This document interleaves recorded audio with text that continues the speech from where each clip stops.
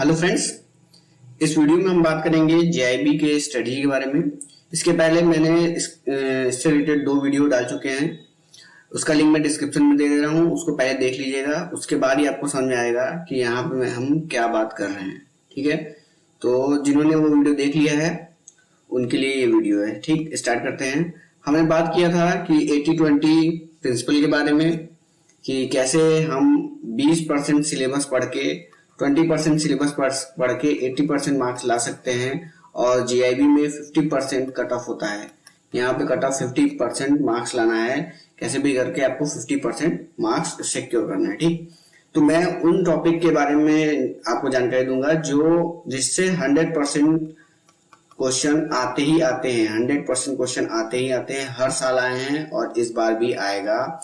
Very important topics, एक तरीके से आप मान लीजिए कि मैं आपको वेरी इंपॉर्टेंट टॉपिक्स के बारे में बता दे रहा हूँ, उसको पढ़ना आपका काम है। ठीक, तो पेपर 1 पीपीबी, इसमें देखिए सारे पेपर में 4 मॉड्यूल होंगे, ए बी सी डी करके, और उन मॉड्यूल्स में कुछ सब टॉपिक्स होंगे। तो मैं उन सब टॉपिक्स के नाम आपको बताऊंगा और उसको पढ़ना आपका काम है। ठीक, तो जैसे पेपर फर्स्ट पीपीबी में मॉड्यूल ए, इसमें function of RBI, tools of monetary control, ADR, GDR, participatory notes, AD, FEMA, LIBOR, MIBOR, factoring and forfaiting, ये सारे टॉपिक्स मॉड्यूल ए के हैं जो कि आपको छोड़ना ही नहीं है। और उसमें से ये factoring and forfaiting is very very important, very very important, factoring and forfaiting.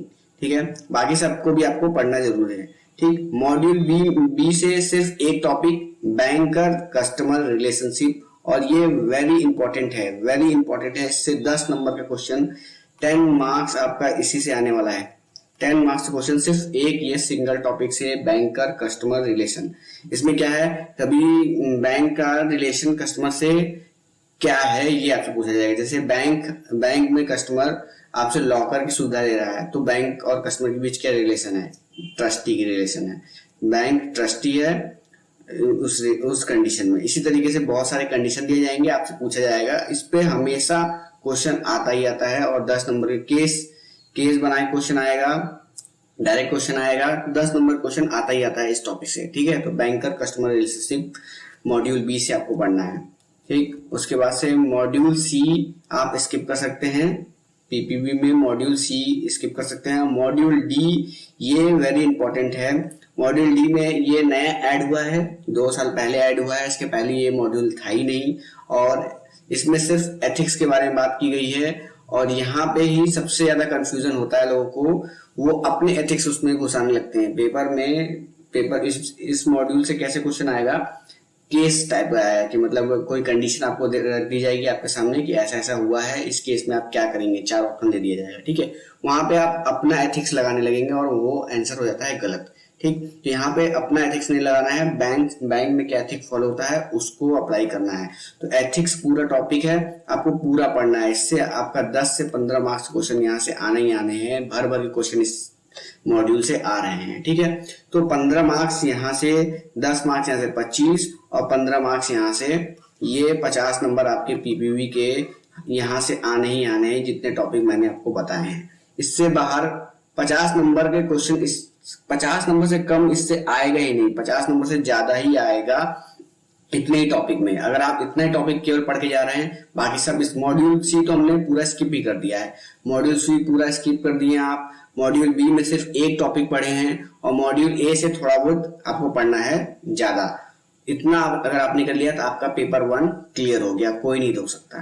ठीक, अब हम बात करेंगे पेपर 2 की, एएफबी की बात करेंगे। एएफबी में ज्यादा से ज्यादा हम कैलकुलेशन वाले टॉपिक्स, क्योंकि ये आपको कैलकुलेट करना है, ऑप्शन में आंसर होगा और आपको टिक लगा देना है। तो मतलब गलती होने के चांसेस नेग्लिजिबल है। अगर आपने सॉल्व कर दिया है तो वो 100% वो श्योर ही होगा। ठीक, तो इसमें calculation of annuities module A में, calculation of EMI, calculation of yield to maturity, यहाँ डी नहीं था, डेप्रिसिएशन, फॉरेन एक्सचेंज, ये टॉपिक्स हैं जहां से क्वेश्चन आने ही आने हैं। समझ लीजिए ईएमआई से तो एक क्वेश्चन 10% EMI से क्वेश्चन आएगा, डिप्रिसिएशन से 110 क्वेश्चन एक क्वेश्चन आएगा, फॉरेन एक्सचेंज से 110% एक क्वेश्चन आएगा, कैलकुलेशन ऑफ एन्युटी और यील्ड टू मैच्योरिटी इन दोनों में से किसी एक में से एक क्वेश्चन आएगा। 20 मार्क्स से कम नहीं है, 20 मार्क्स कहीं नहीं गए हैं। अगर आपने इसमें क्या है, इसमें कुछ है नहीं, अगर आप पढ़ेंगे इसमें सिर्फ फॉर्मूला को आना चाहिए। फॉर्मूले में वो कौन सी वैल्यू, जैसे आपको वॉल्यूम का फॉर्मूला दिया जाए length into breadth into height, ठीक है, ये हो गया। आपको अगर ये फॉर्मूला पता है, क्वेश्चन में लेंथ की वैल्यू दी हुई है, ब्रेथ की वैल्यू दी हुई है, हाइट की वैल्यू दी हुई है, आप रख देंगे, वॉल्यूम निकल जाएगा। आपको पता नहीं है कि वॉल्यूम क्या होता है, लेंथ क्या होता है, ब्रेथ क्या होता है, हाइट क्या होता है, नहीं पता है, लेकिन क्वेश्चन में साफ साफ मेंशन है तो आप इसको कैलकुलेट कर लेंगे। उसी तरीके से यहाँ पे भी सारे आपको मतलब फॉर्मूले, सबके पांचों के फॉर्मूले अगर आपको पता है और क्वेश्चन में सिंपल क्वेश्चन एकदम आपके मतलब थाली में परोसा हुआ रहेगा, बस ये वैल्यू पुट करना है, कुछ भी कॉम्प्लिकेटेड नहीं आता है, एकदम सिंपल सा आएगा, सारे वैल्यूज दिए रहेंगे, आपको पुट करना है, सॉल्व करना है, ठीक है। यहाँ तक कि कैलकुलेटर भी प्रोवाइडेड है आपको, कैलकुलेटर भी आप वहाँ अलाउड है, आप ले जा सकते हैं। तो खाली फॉर्मूला आप इनका देख लेंगे, 20 मार्क्स कहीं नहीं गए हैं इस मॉड्यूल से, मॉड्यूल ए से। मॉड्यूल बी में इससे सिर्फ एक टॉपिक बैंक रिकंसिलेशन स्टेटमेंट, इससे एक न्यूमेरिकल, ये भी न्यूमेरिकल ही है, इससे भी एक न्यूमेरिकल आएगा। और मॉड्यूल बी में आपको कुछ नहीं पढ़ना है। मॉड्यूल सी से रेशियो एनालिसिस, रेशियो एनालिसिस एक बड़ा टॉपिक है, इसमें बहुत सारे रेशियो, लगभग 4 रेशियो की बात होगी, चारों रेशियो आपको पढ़ने हैं।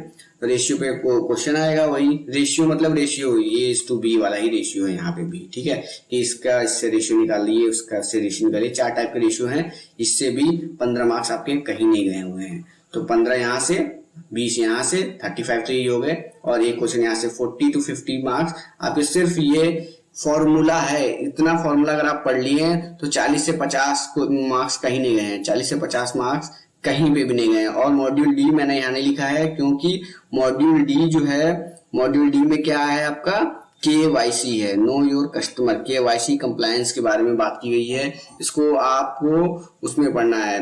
PPB में भी आप इसको पढ़ के आएंगे, पढ़ेंगे ही, इसलिए यहाँ पे मैंने मेंशन नहीं किया है।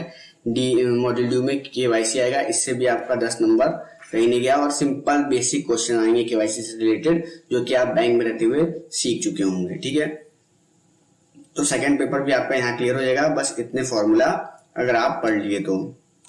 और फिर आते हैं पेपर 3 पे, LRB, सबसे टफ पेपर है, और इसको अभी से पढ़ना आपको स्टार्ट कर देना है। और सबसे ज्यादा टॉपिक भी मैं इसमें ही आपके लिए लिखा हुआ हूँ, देखिए कैसे। मॉड्यूल ए मैंने बिल्कुल स्किप कर दिया है, मॉड्यूल ए को बिल्कुल स्किप कर दिया, उससे कुछ आएगा भी नहीं, आएगा तो 5 से 10 नंबर का वेटेज है उसका, मॉड्यूल ए का 5 से 10 नंबर का वेटेज है, बहुत बड़ा टॉपिक है, बहुत बड़ा मॉड्यूल है, उसको पढ़ने की जरूरत नहीं है, आप उसको बिल्कुल स्किप कर सकते हैं, बिल्कुल स्किप कीजिए, भरोसा करके मेरे पे उस मॉड्यूल को स्किप कर दीजिए। मॉड्यूल बी पे आइए, इंडेमिनिटी से क्वेश्चन जरूर आता है, बैंक गारंटी से क्वेश्चन जरूर आता है, लेटर ऑफ क्रेडिट से क्वेश्चन जरूर आता है, डेफर्ड पेमेंट गारंटी से क्वेश्चन कभी कभी आता है, कभी कभी नहीं आता, लेकिन इन तीनों टॉपिक से क्वेश्चन जरूर से आते हैं।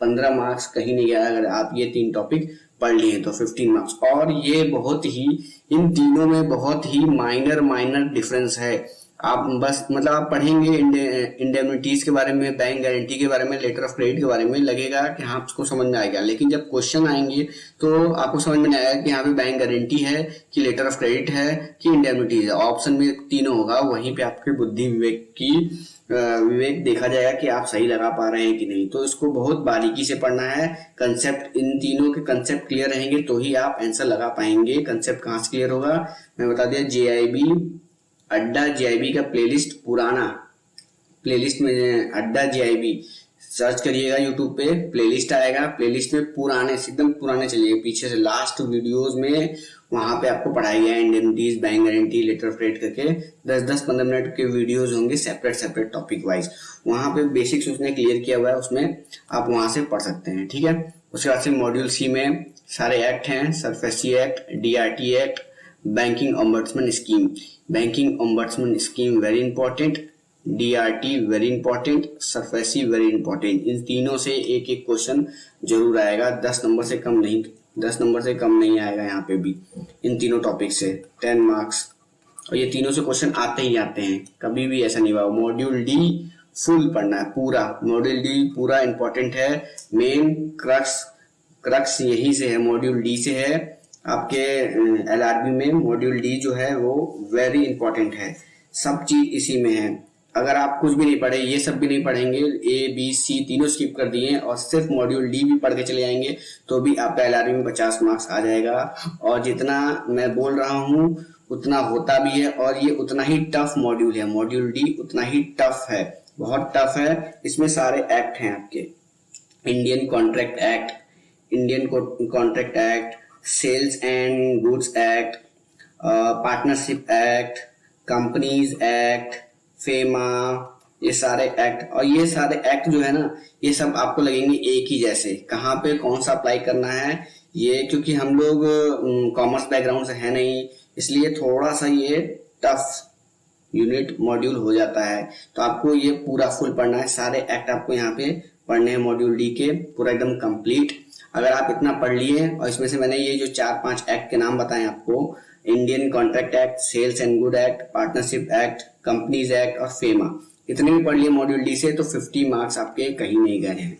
50 मार्क्स कहीं नहीं गए हैं। तो इतना टॉपिक जो मैंने अभी तक आपको बताया है, ये आप नोट डाउन कर लीजिए, और या फिर आप पीडीएफ डाउनलोड किए होंगे तो उस पर मार्क कर लीजिए। और इतना पढ़ लिए तो आपका जेआईबी क्लियर 100% फर्स्ट टाइम में हो जाएगा। तो आई होप वीडियो आपको अच्छी लगी हो। अगर अच्छी लगी तो लाइक करिएगा। मिलते हैं नेक्स्ट वीडियो में। Thank you friends.